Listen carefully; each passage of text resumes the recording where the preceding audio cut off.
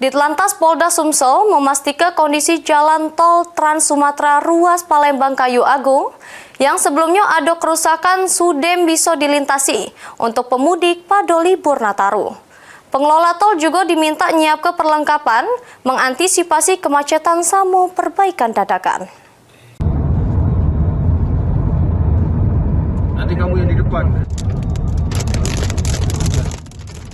Sesudah meninjau, Direktorat Lalu Lintas Polda Sumsel memastikan jalan tol Trans Sumatera ruas Palembang Kayu Agung sudah bisa dilewati secara optimal oleh pemudik pas libur Nataru Age.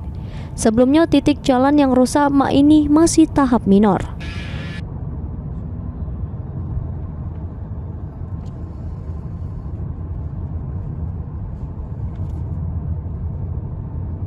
Dirlantas Polda Sumsel, Kombes Pol Maesa Sugriwo ngatoke, kerusakan parah di kilometer 345 samo 348 yang ini diberlakukan rekayasa lalu lintas sampai proses perbaikan sepenuhnya selesai.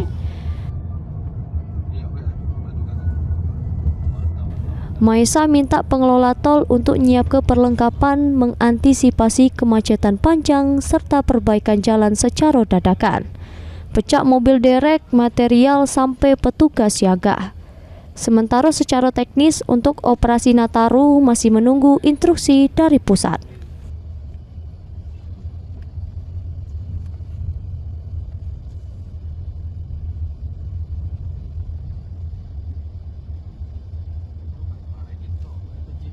Semua rambunya lengkap semua.